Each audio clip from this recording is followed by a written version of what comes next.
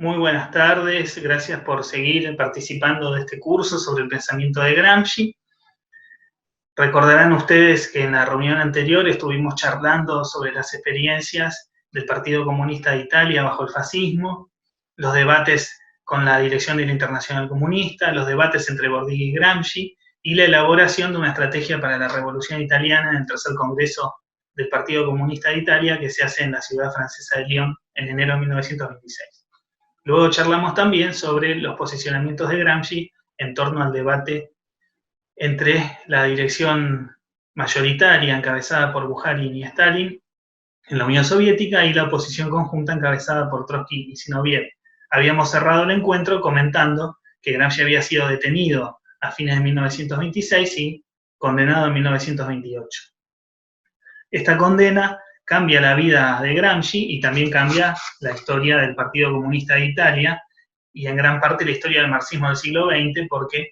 en las condiciones de detenciones que Gramsci va a elaborar, una de las obras más importantes del debate marxista del siglo XX, sobre todo en la segunda mitad del siglo XX y que sigue teniendo relevancia hoy,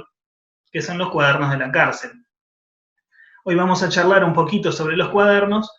continuando el método que venimos utilizando de ir comentando algunos eventos de la trayectoria de Gramsci y también de la historia política de ese momento, y en ese marco ir introduciendo los textos en la medida en que coinciden con el desarrollo cronológico del relato. Recordarán ustedes que para hoy habíamos incluido en la bibliografía algunos textos, el texto sobre la cuestión meridional de Gramsci, el informe de Datos Lisa sobre las discusiones con Gramsci en la cárcel, también dos fragmentos de los cuadernos de la cárcel y después como bibliografía optativa una entrevista que le realicé en Ideas de Izquierda al investigador italiano Fabio Frosini, que es uno de los principales especialistas gramscianos de la actualidad. Vamos a retomar entonces el relato donde habíamos dejado. Gramsci es condenado en 1928 a 20 años, 4 meses y 5 días de prisión, más una multa de 6.200 liras. Él había estado primero detenido en Ústica, que es una isla muy pequeña del Mar Tirreno, posteriormente en la cárcel de San Vittore, y luego de la condena es alojado en la cárcel de Turi, cerca de la ciudad de Bari, en la cual va a permanecer desde el 19 de julio de 1928 hasta el 19 de noviembre de 1933, con el número de detenidos 7047. Es un momento complicado del movimiento comunista. Estamos en lo que se conoció como el tercer período, que es una posición táctica y política de la Internacional Comunista basada en un análisis de que viene la crisis final del capitalismo y en función de esa supuesta crisis final, la propuesta de una política de electrizar a las masas en acciones más o menos descolgadas y como eje político la denuncia de la socialdemocracia y del reformismo, a los que se pasa a llamar como socialfascistas. Incluso Stalin llega a decir que la socialdemocracia y el fascismo no son antípodas, sino gemelos. Dentro de esta orientación, que es totalmente desastrosa para los partidos comunistas,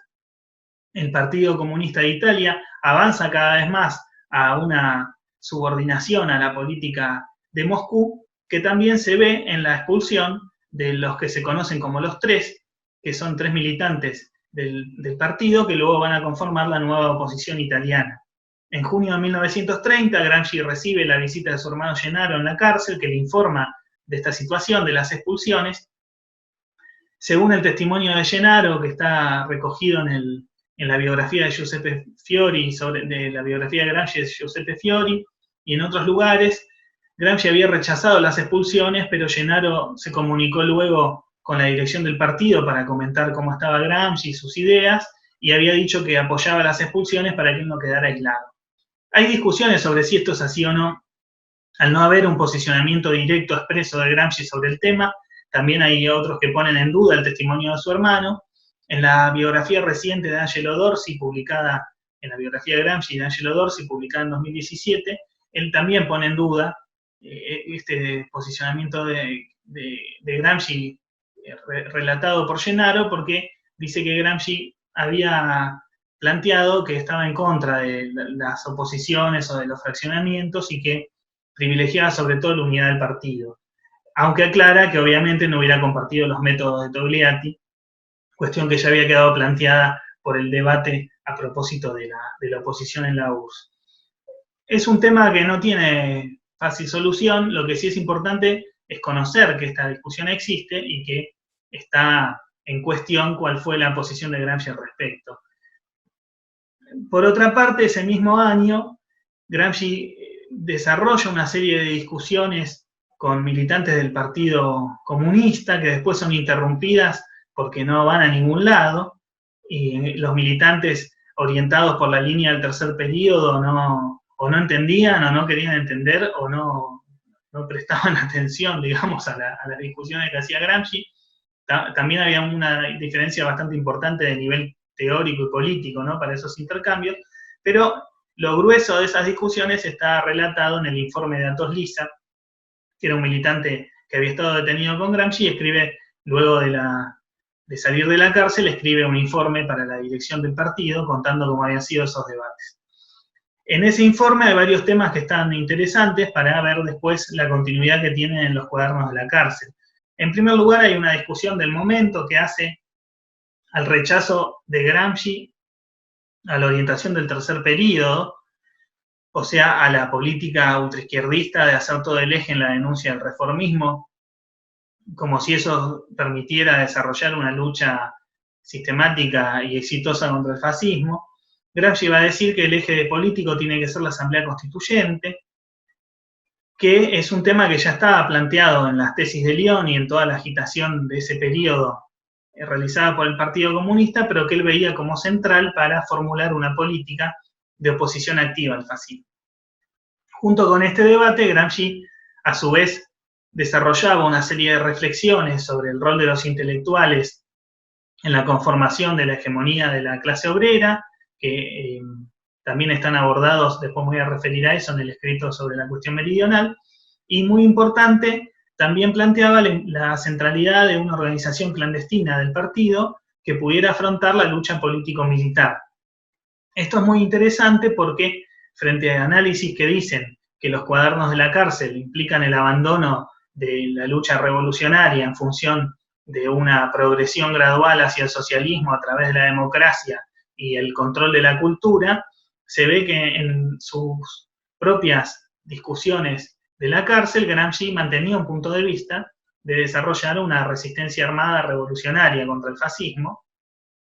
y no estaba postulando la posibilidad de una vía alternativa para la derrota del fascismo. Cuestión que ya había planteado en el momento del delito Matteotti, o sea, toda esa discusión contra la oposición constitucional de que el fascismo solamente se podía derrotar con acción directa. Él sigue manteniendo esta postura, y eso se puede ver en el informe de Atos Lisa, pero ya lo hace dentro de una elaboración mucho más compleja sobre los problemas que tiene que afrontar el Partido Comunista de Italia y la clase obrera de Italia para lograr ese ascendiente sobre el resto de las masas populares.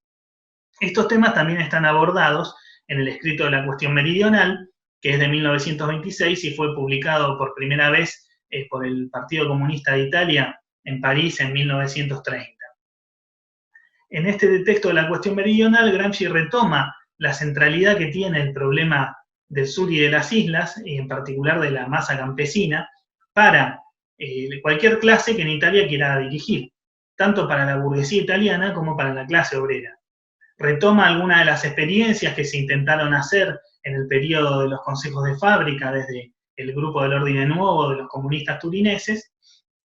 y analiza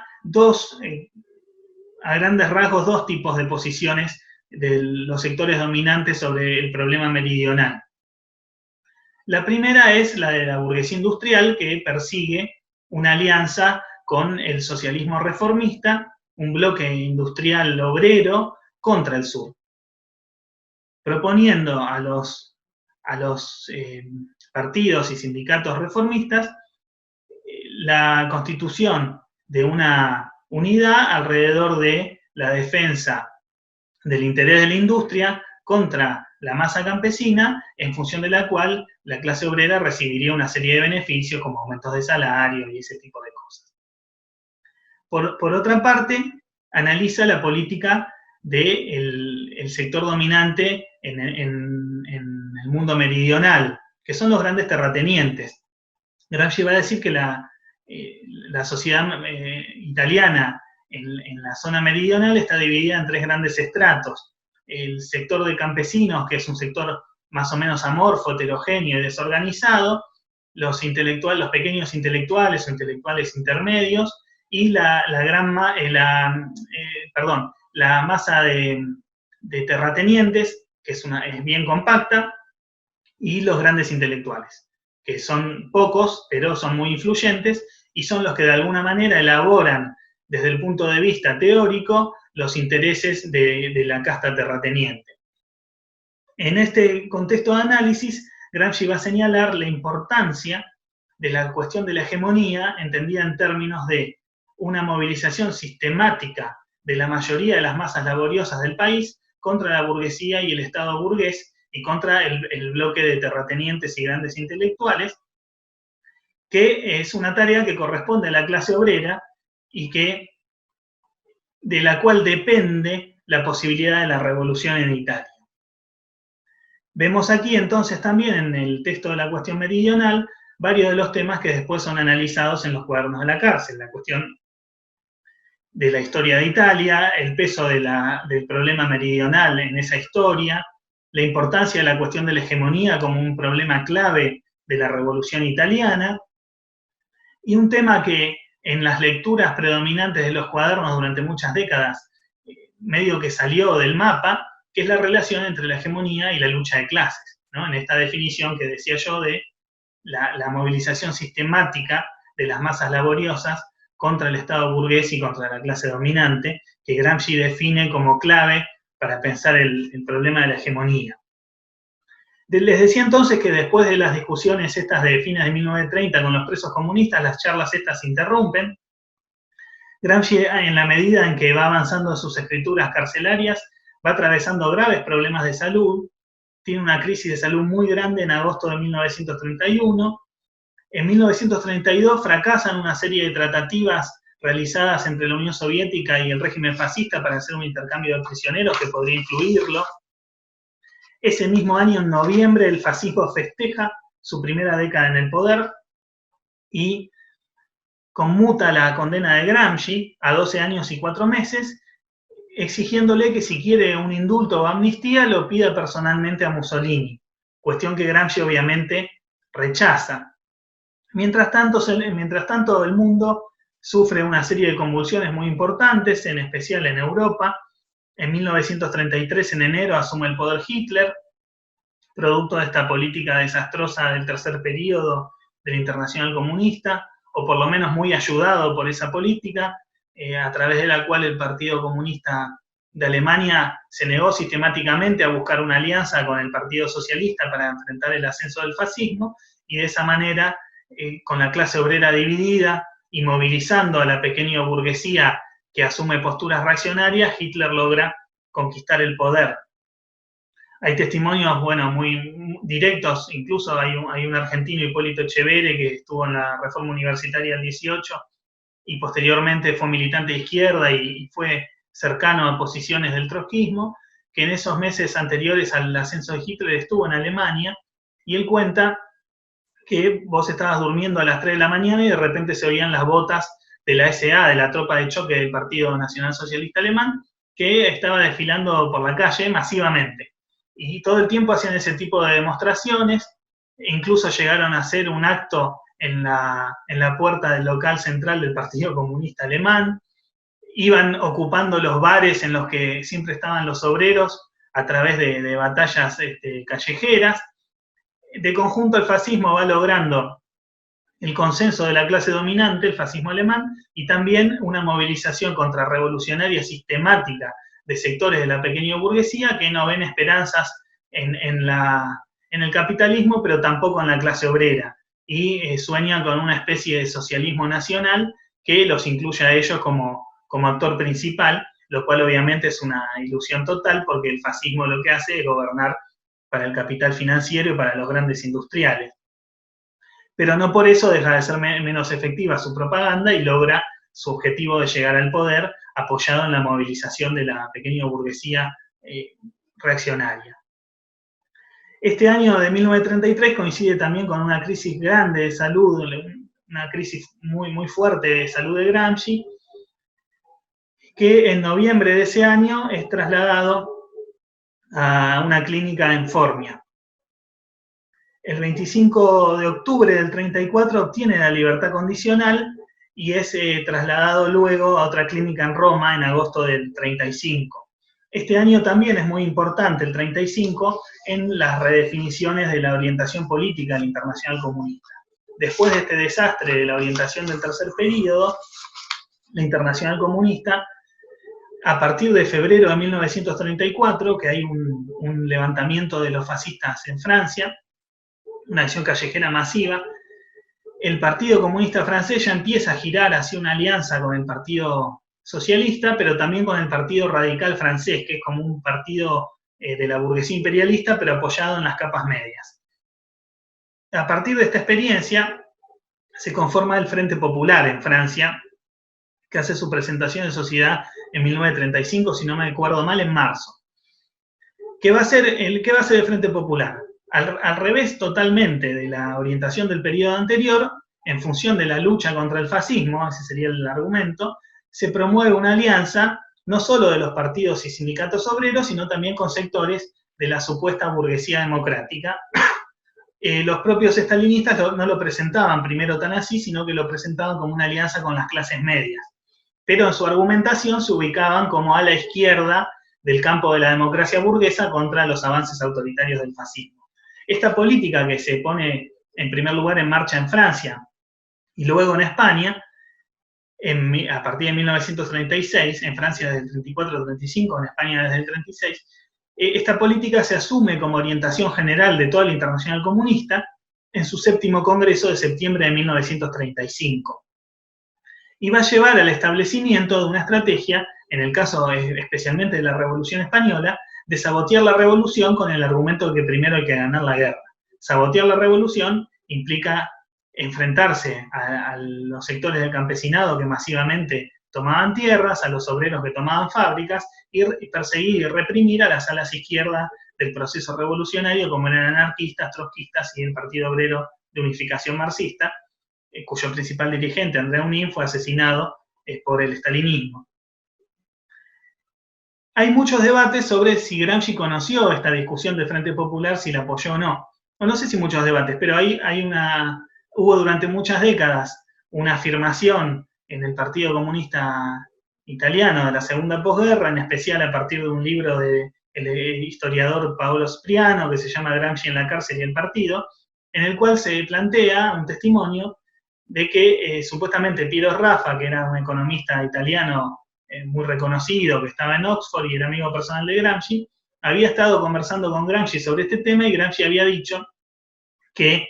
el Frente Popular coincidía con su política de asamblea constituyente. Esto en realidad relatado por otro militante comunista, a otro y así, hasta llegar a la dirección del partido que estaba en París. Lo cierto es que Gramsci, bueno, obviamente los anti-gramscianos, generalmente que siguen la orientación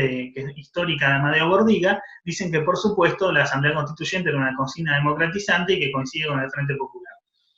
En realidad no hay un testimonio directo ni ningún documento en el cual Gramsci se haya posicionado sobre este problema. En el año 35 ya estaba en una situación de deterioro de salud muy importante, de hecho escribe pocas notas de los cuadernos en ese año, después vamos a hablar igual más específicamente de los cuadernos, pero me interesaba señalar que hay una discusión alrededor de este problema que es importante conocer.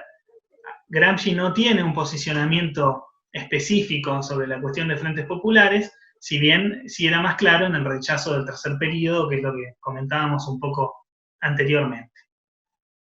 Bien, él en abril de 1937 finalmente consigue la libertad, pero muere a los pocos días. El 27 de abril de 37 fallece. Bueno, sus condiciones de salud se habían deteriorado mucho durante todo el encarcelamiento. Los fascistas se quedaron con las ganas de que les pidiera clemencia, indulto y todas esas cosas, nunca lograron hacerlo. Ahora bien, ¿qué pasó con los cuadernos de la cárcel? es una elaboración que Gramsci fue desarrollando a lo largo de los años de detención. Vamos a comentar algunos detalles primero antes de entrar en temas específicos. Él consigue el permiso para escribir en enero de 1929. Escribe en cuadernos de tipo escolar, son 33 cuadernos, que abarcan problemas desde la historia italiana hasta reflexiones sobre el marxismo, sobre la filosofía, sobre el rol de los intelectuales en la sociedad italiana y en otras sociedades, problemas de lingüística, problemas bueno, las lecturas de Maquiavelo, las lecturas sobre el americanismo y el fordismo, bueno, hay un montón de temas que Gramsci desarrolla. El primero hace como un plan de escritura que abarca muchísimos de estos temas, el análisis de la Divina Comedia de Dante Alighieri, bueno, una serie de cuestiones de las cuales él después va reformulando, no logra hacer todos esos ítems en sus escrituras, algunos quedan esbozados, otros no son abordados. Luego hace una especie de reagrupamiento de materias que coincide parcialmente con varios de esos temas, pero bueno, ya es una discusión medio para los especialistas esta, ¿no? De cuáles fueron los distintos planes y cómo, si los cumplió o no y todo lo demás. Lo cierto es que es una masa de notas muy importante en la cual Gramsci desarrolla una serie de reflexiones que continúan varias de las del periodo anterior, pero también tienen innovaciones importantes. ¿Cómo llegaron a publicarse los cuadernos? Gramsci, cuando abandonó la cárcel, se logró retirarlos, porque cada cuaderno tenía mucho control de las autoridades de la cárcel, se le otorgaban, y bien, recién cuando había terminado el anterior, se le ponía un sello, hasta que no terminaba uno no le daban el otro. Eso también hace que lo haya escrito de forma medio peculiar, empezaba de la mitad para atrás, o sea, hay toda una técnica que han desarrollado los investigadores para más o menos establecer las fechas en que él escribió y para entender más o menos cómo trabajaba con esos cuadernos, porque el material, o sea, el papel para escribir era escaso. Cada vez que tenía un cuaderno no podía tener los otros y así. Él, cuando se va a la clínica en el 33, logra sacar los cuadernos en una especie de valijita, conversando con uno de los carceleros que también era de Cerdeña, hablando en sardo, medio que lo distrae, entonces se puede retirar el material. Eso después va a pasar a manos de Togliatti, que era en ese momento ya fallecido Gramsci, el principal dirigente del Partido Comunista. Él los estudia durante los años de la guerra, él va a estar mucho tiempo, bueno, aparte de participar en la represión de la Revolución Española, Togliatti va a estar un tiempo también en Moscú, hasta que después vuelve a Italia, y él en 25 de abril del 41 le escribe una carta a Dimitrov, que en ese momento era uno de los principales dirigentes estalinistas, diciéndole: los cuadernos de Gramsci, que son muy interesantes, muy importantes, y los estoy estudiando a fondo, sería muy bueno publicarlos, pero hay que hacerlo con una edición muy cuidadosa, porque así como están, tiene cosas que pueden no servir para el partido. Bueno, Togliatti va a volver a Italia y va a ser el artífice de lo que se conoce como el Partido Nuevo, o sea, a partir del 43 desarrolla toda una política de buscar una alianza, no solo con el sector de los aliados de la Segunda Guerra Mundial, sino incluso con sectores que se desprendían del fascismo y se despegaban del fascismo y pasaban a una posición más de tipo constitucional. Va a promover la conformación de un gobierno de coalición dentro del cual están todas las fuerzas burguesas que se oponen al fascismo y el Partido Comunista. Incluso va a ser ministro de Justicia del primer gobierno que surge después de la guerra, y va a ser el artífice de este partido nuevo, que es un partido de masas con cerca de 1 millón de afiliados al partido y 1,5 millones de afiliados a los sindicatos dirigidos por el partido, pero que promueve una vía gradual al socialismo, lo que se conoció como la vía italiana al socialismo, ¿no? Como un estalinismo remozado, más parecido a la socialdemocracia. Dentro de esta vía italiana al socialismo, la utilización de Gramsci es una operación teórica clave para Togliatti, y entre 1948 y 1951 el Partido Comunista va publicando las conocidas como ediciones temáticas. Ustedes quizá los puedan ver, bueno, los encontrarán en internet o los pueden ver en algunas librerías, esos libros de Gramsci, como Maquiavelo, la política y el Estado moderno, el materialismo histórico y la filosofía de Benedetto Croce, Los intelectuales y la organización de la cultura, El Risorgimento, Literatura y vida nacional. Esos libros son libros que Gramsci nunca escribió de esa manera, sino que son compilaciones temáticas de las notas realizadas por Gramsci en los cuadernos, que fueron preparadas por Felice Platone con la supervisión de Togliatti. Y fueron las primeras obras a través de las cuales se conoció el pensamiento de Gramsci, no solo en Italia, sino también en otros lugares, como en Argentina, que fue el primer lugar en el que se tradujo la obra de Gramsci a partir de estas ediciones temáticas. Es muy importante señalar esto porque lo que hace Togliatti no es tergiversar directamente los planteos de Gramsci, pero los ordena de una forma tal que quedan muy funcionales a lo que era su política de ese momento, que era básicamente presentar al Partido Comunista como una fuerza específica de la tradición italiana, como si fuera una especie de ala izquierda del liberalismo italiano. En función de eso, Gramsci como un gran intelectual, patrimonio de todos los italianos y ese tipo de cosas. En 1975 surge también de militantes del propio Partido Comunista Italiano lo que es una edición crítica, mejor dicho, que es la edición dirigida por Valentino Gerratana, que organiza un equipo de investigadores que publican los cuadernos tal cual están, ¿sí? Sin separar unas notas de otras, sin agruparlas de una forma u otra, únicamente no publica íntegros y los cuadernos de traducciones. Esta edición crítica implica un cambio bastante importante en las lecturas que se pueden hacer de los cuadernos, porque se puede acceder mucho más claramente a lo que es el texto original de los cuadernos. Y pone en entredicho, digamos, las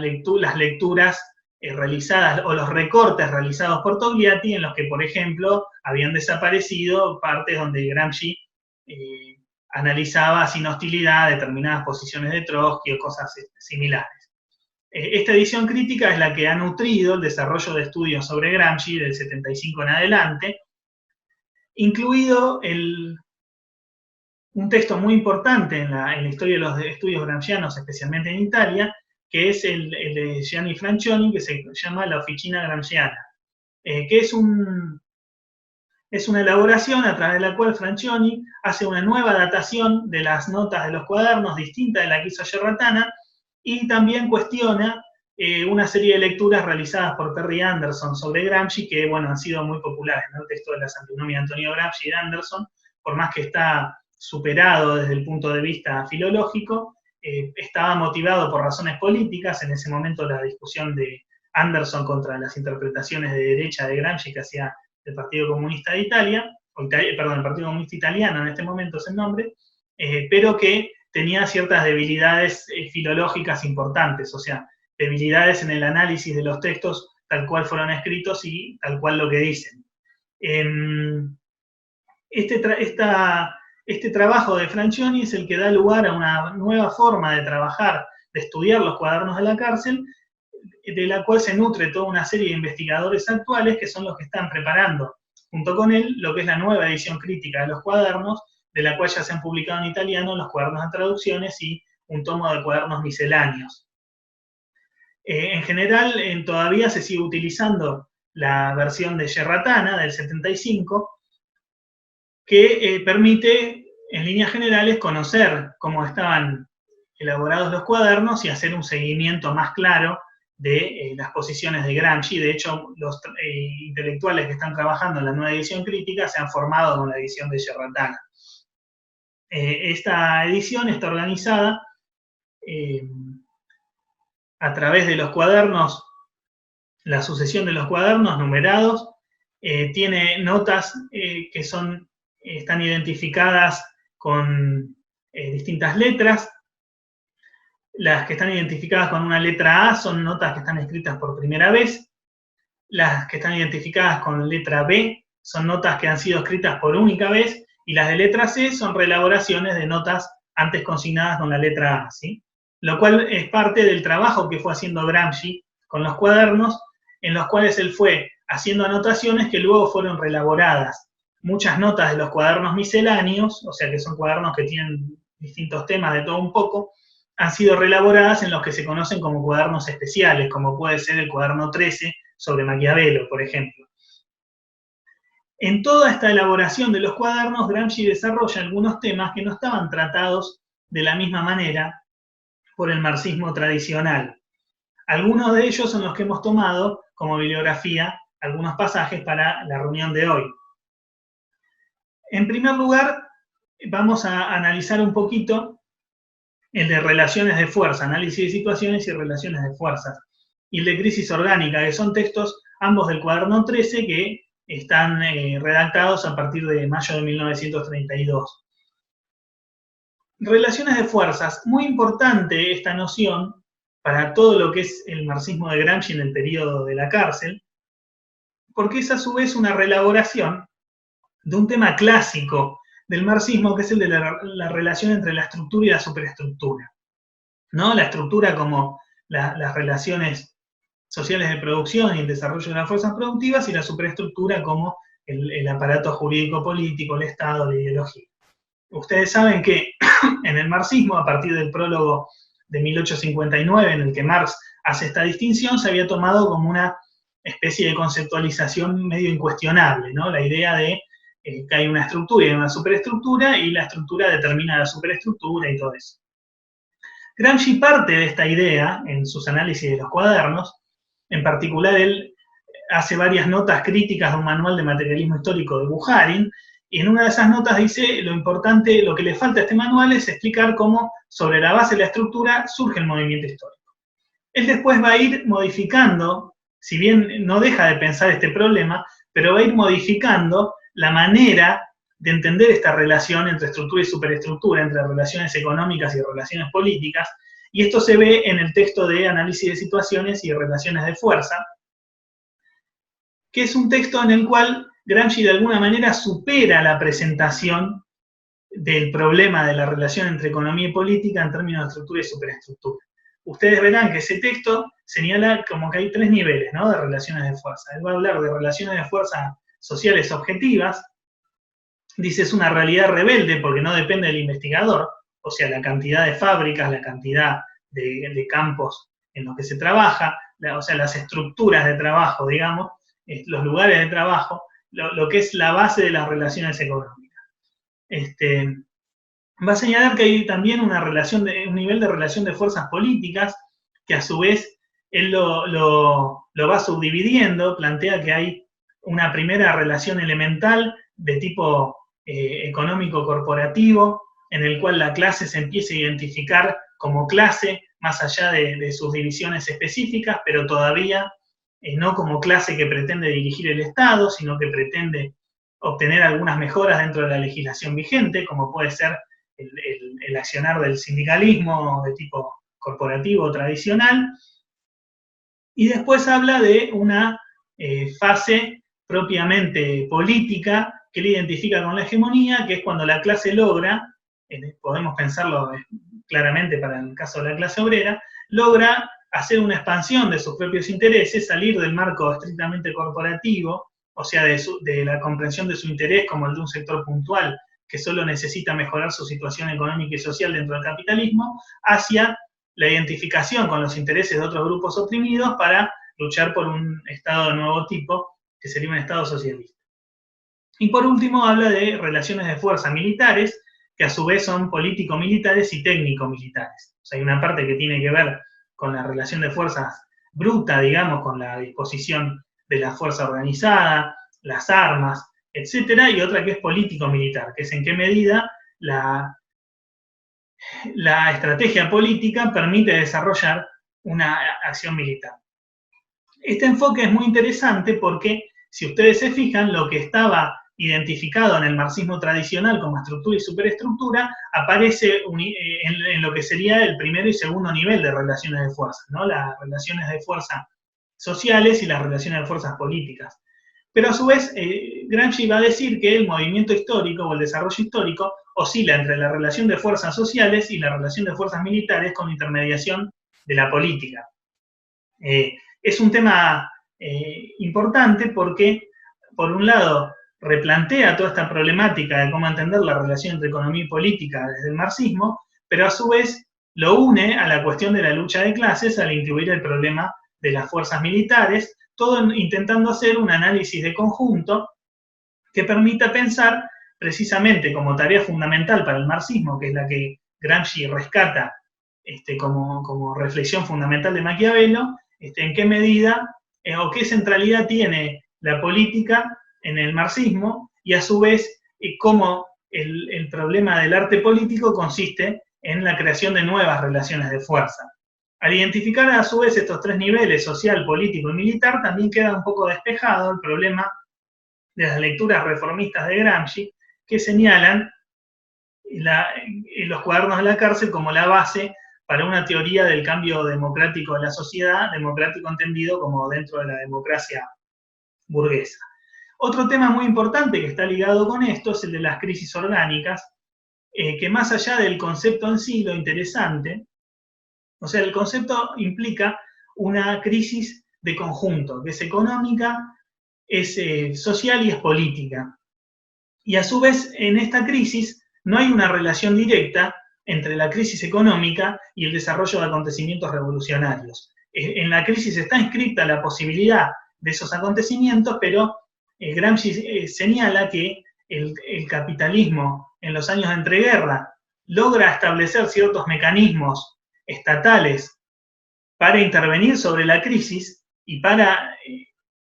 controlar las organizaciones de masas de la clase obrera y de los sectores populares, y de esta forma se establece una relación discontinua entre lo que es una crisis económica y una crisis política con una resolución revolucionaria. Por eso él va a decir que cuando se dan estas crisis orgánicas, las grandes masas se separan de sus partidos, incluso hasta la clase dominante se puede separar de sus partidos, pero que esto no desemboca directamente en una revolución, sino que puede también dar lugar a soluciones carismáticas, o sea, de caudillos autoritarios, como pueden ser el propio Mussolini o Hitler. En este análisis de la crisis, Gramsci retoma preocupaciones de su etapa precarcelaria, en la cual él veía que el problema de la crisis no era un problema puramente económico, sino que tenía implicancias políticas, y a su vez está relacionado con esta cuestión de las relaciones de fuerza, porque en última instancia el análisis tiene sentido en la medida en que uno haya logrado constituir una fuerza combativa organizada que se pueda hacer avanzar, dice Gramsci, cuando se considera que la situación es favorable. La crisis orgánica puede abrir una situación revolucionaria como puede abrir una situación reaccionaria, y ahí está el problema del partido de poder actuar interpretando, entendiendo las relaciones de fuerza y logrando ganar peso en la clase obrera, desde la clase obrera en los otros sectores populares, y logrando constituir esa fuerza que pueda hacer un cambio, un vuelco decisivo de la relación de fuerzas. Bueno, estos son algunos de los temas fundamentales que están planteados en los cuadernos de la cárcel. Elegí en particular estos dos textos porque hacen a definiciones que son importantes para pensar problemas de actualidad. Es muy difícil pensar el desarrollo de una izquierda revolucionaria sin tomar en cuenta toda esta problemática de las relaciones de fuerzas en sus tres niveles, tanto social objetivo como político-militar, y toda la temática de la crisis orgánica tiene actualidad en función de los procesos que se están dando en el mundo, en los cuales una crisis económica internacional súper extendida, incluso más aún con la situación actual, también ha dado lugar a la crisis política de formaciones estatales y de distintas construcciones, como puede ser la Unión Europea, o también de partidos tradicionales. Entonces, lo interesante para destacar es que alrededor de estas elaboraciones, Gramsci también va haciendo una relectura del marxismo que sale de algunos cánones un poco rígidos que existían en el marxismo tradicional, especialmente en la socialdemocracia, y después fueron aumentados exponencialmente en el estalinismo. Por último, habíamos incluido como bibliografía una entrevista que le hice a Fabio Frosini, en la cual se pueden ver algunos de estos temas y también el análisis que hace Gramsci sobre los cambios que se dan en la entreguerra, en el periodo de entreguerras, en las formaciones, en las formas de control y en las formas de poder estatal. Esto es muy importante porque tiene que ver con los problemas de estrategia de la relación entre hegemonía y revolución permanente que vamos a discutir en la reunión siguiente. Para cerrar, lo que podríamos decir es que en este contexto del periodo de entreguerras, Gramsci ve que hay un proceso de extensión del Estado a organizaciones que antes formaban parte de lo que se llama sociedad civil, básicamente partidos y sindicatos obreros, que sufren un proceso de estatización a través del cual el Estado organiza y les da un rol de policía a esas organizaciones para evitar alzamientos revolucionarios como los que hubo en la inmediata primera posguerra. Toda esta temática está englobada en las definiciones de Gramsci sobre el Estado integral, la relación entre dictadura y hegemonía en lo que es el poder estatal, y en otras discusiones que hace sobre las distintas formas que asumen los regímenes políticos en esos años, que no son ni democracias burguesas parlamentarias plenamente estables, ni dictaduras fascistas en su totalidad, sino que además de los fascismos hay muchas formas híbridas en las cuales surgen también estos bonapartismos o gobiernos basados en liderazgos carismáticos, bonapartismos, cesarismos, que muestran que la forma de dominación tradicional de la burguesía a través del sufragio universal y del parlamentarismo está en crisis y se busca desarrollar otro tipo de formas de poder estatal para hacer una contención al posible desarrollo de movimientos revolucionarios de los sectores populares y de la clase obrera. En particular, Gramsci va a señalar en una nota creo que es de 1933, si no me equivoco, 34, sobre la evolución del sindicalismo, que ahí hay una de las claves para entender lo que pasa en la sociedad civil. Cómo el sindicalismo pasó de ser un sindicalismo apolítico a transformarse en un aparato subordinado al poder del Estado que garantiza un consenso que no está exento de coerción del Estado sobre las masas populares. Bueno, estos temas son algunos de los temas fundamentales de los cuadernos, el tema de las relaciones de fuerza, el tema del Estado integral, el tema de la crisis orgánica, son cuestiones que permiten delinear, por lo menos en un esbozo muy, muy rápido, algunas de las principales reflexiones de Gramsci en los cuadernos, que vamos a continuar en la reunión siguiente analizando los problemas de la hegemonía, la revolución permanente y una categoría que es propiamente característica de los cuadernos, que es la de revolución pasiva. Bueno, hasta aquí llegamos hoy. Muchísimas gracias por estar del otro lado y nos vemos el miércoles que viene.